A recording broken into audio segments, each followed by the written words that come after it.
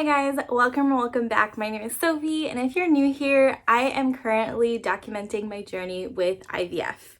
So today's video is all about my mock transfer that I recently did back in December, and this is really for those of you who are about to go and do a mock transfer, or you've never even heard of it and you think that maybe it's something you would like to do before heading into IVF, or if you're on an IVF journey, maybe you'll just relate in general to the IVF process because it has been a lot. And I just want to document it for myself, but also to share with you guys. So for those of you who are not new to my channel, before we even get started, I want to say that yes, I've been so inconsistent on this channel. I haven't been uploading as much as I used to. Life has definitely been up and down recently. I had a moment where I ended up in the hospital. I've been really busy with all of the jobs that I have because for some reason I thought it would be a great idea to have like 4 different jobs, start a business, all of that. So life has been hectic to say the least, but I will say that now that we're almost ready to start cycling and we're really in the midst of IVF, I will be documenting a lot more, probably more so vlog style as well, less sit down like I've been doing, because now it's not just like appointments, like very simple appointments. We're talking injections, calendars, emotions, retrieval, transfer, all of that. So I want to be sharing all of that with you guys. So I thought I would start off by explaining what a mock transfer is, how mine went, and how it generally goes. First and foremost, a mock transfer is not something that I think is standard across the board. I know for a fact that it's not standard across the board, but it is standard at my clinic that I'm going to. And I think that honestly, it might or should be standard for a lot of clinics. And it surprises me that it's not more common than what I've seen. So the purpose of a mock transfer is basically to make sure that when they transfer your little embryo, your little M baby, that it makes its way easily to where it needs to be and that they can do the transfer seamlessly when it is time to do your IVF transfer. And so they want to make sure that everything looks fine with your uterus. They want to make sure that they can insert the catheter properly, that it can actually get to where it needs to be. That's why I say that maybe it should be standard, because I feel like it's a really important procedure, or like a really important test that everybody should go through. But anyway, so that's the purpose of it. For my mock transfer, it was scheduled. It's relatively a easy, pain-free, fast appointment. And it's also paired in with a vaginal ultrasound. So they do both the same day at my clinic. So I went in that morning with a full bladder so that we could do the ultrasound properly. And then after you're done with your ultrasound, you empty your bladder and then they do the mock transfer. Also, a mock transfer should not be confused with a mock cycle, because that's also another thing that some people do when they've had multiple IVF cycles that haven't worked for them. They'll go through like a mock IVF cycle in its entirety just to see where it goes wrong and all of that, but it's not the same at all. So when I got into my clinic that morning, I could feel the chaos just around me. It felt very chaotic compared to usual. I felt like the nurses were loud, they were laughing, they were in a great mood, which is good. And even my doctor was in a, like, I wouldn't say a goofy mood, but certainly more of a funny mood than usual. He's not very sociable, he's kind of awkward, very knowledgeable, but kind of, I don't know, just serious. And he was not serious that morning. I just felt like he was feeding off the nurses' energy that morning, which was really good. But one of the reasons it felt so chaotic is when I got in the room, I had my legs up, I was ready for my ultrasound. They turned to me and they said, "We have a new machine. We have a new machine." They were so excited about their new machine. Ends up it wasn't set up properly. So I was literally with my legs up, full bladder, for about 30 minutes with them trying to figure out what was going on. So definitely not like the average experience.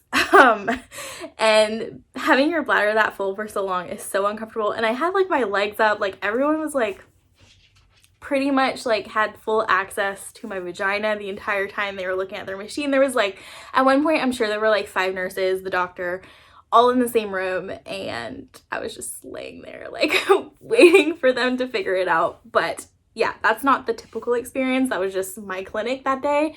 So they did the ultrasound. If you're dealing with infertility, you've probably done a few ultrasounds by now, but they're just checking to make sure that everything looks good in there, as much as they can check anyway with an ultrasound. I'd done a few IUIs, so they already knew that everything looked good, so I wasn't nervous for that. Everything went great. Everything was normal. My lining, my follicles were all up to par with where I was in my cycle that day. And then I went to empty my bladder, came back, and he was about to do the mock transfer, because how it works is there's a like normal ultrasound on your stomach, and then they can kind of navigate with the ultrasound and do the mock transfer that way. What I realized is I have an issue with fully emptying my bladder. Like, I went to empty my bladder, I thought I got it all out, and he was about to start the mock transfer, and he looked on the ultrasound screen and he was like, "You're full of pee. Like, you need to go empty it again." So I went again, and it's so awkward because I didn't have anything to cover me. I was just like running around the clinic in like a blanket. I don't know, but it was fine. All fine. Just very strange experience. I feel like it was, like I said, more chaotic than usual, more like less formal than usual. And I kind of appreciated that because everyone was laughing and having a good time. Once my bladder was empty, we started the mock transfer. So basically you have the normal ultrasound in your stomach and the nurses navigating that, looking at your uterus and everything. And then the doctor will insert the speculum, just like a pap test, and then a catheter.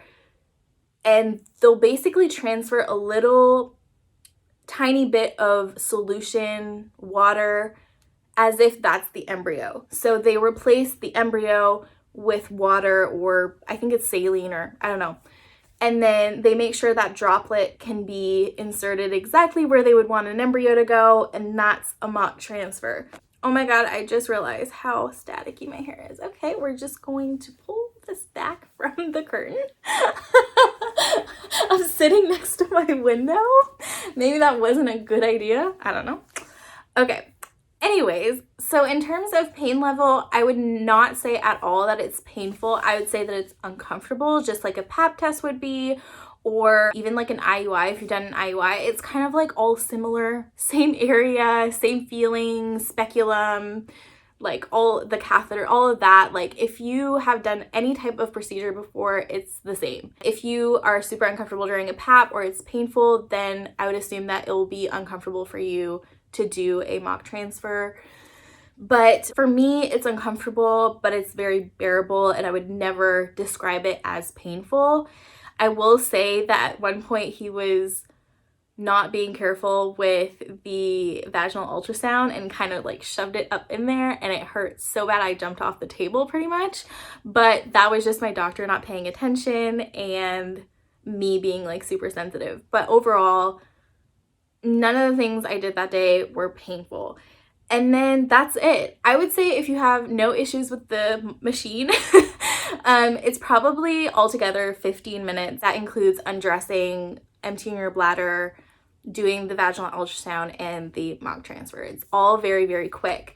When I did my mock transfer, nothing was found that was wrong. He said that it was easy access, and that based on that, any doctor could do it. He wasn't going to specifically be the one to do it, because the way that my clinic works, doctors are on rotation, and unless there's something physically wrong with your uterus or you're like a special case in terms of infertility, then it would be like him specifically, like the main doctor that would do everything.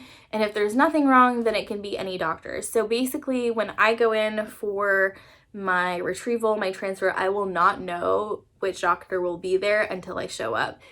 It's nerve-wracking a little bit because I have never met any of the other doctors except for one, and she was not the nicest person. I don't think she's there very often, so that makes me feel a little bit better. but for some reason I have been very lucky and I've been dealing with like the lead doctor who I'm super comfortable with. So I'm just crossing my fingers, but yeah, I won't know until I get there. But that's also a good thing because it means that everything looks great. If you have any other questions about a mock transfer, definitely let me know down below. I don't really know what else I could cover, but really I think that it is something that's super useful because you don't want to show up at your IVF transfer and then having a hard time transferring your embryo, because embryos are so fragile. So you don't want to be in that situation. You don't want to show up at your IVF transfer and realize that they can't insert it properly, or there's something wrong, or they, I don't know, destroy your embryo. I don't want to say that, but like, you never know. So for me, it was like peace of mind to do the mock transfer, and I was really happy that it's something that is just always done at my clinic. In terms of where we are at right now with our cycling with IVF, we're moving along, we're trekking. So basically, once you do the mock cycle at my clinic, that means that you're on your way to doing IVF. Once you cross that road, you're like pretty much doing IVF. So for me at my clinic, because they have a hard time with scheduling and finding space for everyone, what they do is they kind of control your cycle. No, they fully control your cycle with birth control. So I'm currently on birth control. They are controlling my cycle.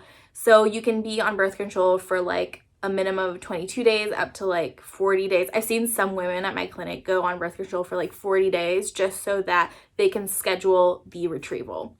Because if you're not on birth control, then your cycle can kind of show up anytime, and they don't have enough space for everybody cycling, so they need to schedule you. So I'm currently on birth control, which means that I'm cycling not too long from now. I'm not going to tell you guys exactly when I'm cycling just because I don't know how it's going to go, but I will document everything and I will be sharing everything on my channel. So that's kind of where we're at. I am not afraid of the injections. I'm not afraid of the medication. I know they're going to make me feel crazy, but I think the one thing that I'm anxious for is definitely the retrieval, just because it's not standard in Canada to be put to sleep. You're actually awake during it. You're just on strong medication. So it's a little nerve-wracking because I know in the US, a lot of clinics will actually put you to sleep, which is what I would prefer. But I'm crossing my fingers that everything goes well, and I will definitely keep you guys up to date. And like I said, if you have questions or you're currently going through infertility, you're going through procedures and stuff, let me know where you're at with your journey. I would love to hear about it. That's the great thing about this platform, is like we get to share each other's journeys. It can be so lonely and so terrifying, and at least we have each other kind of thing. So yeah, that's kind of where I'm at. I will be sharing everything. Also, if you want to see vlogs again from me, let me know. I haven't been vlogging at all, but I think I might be ready to do that again. So yeah, just let me know what you want to see on this channel.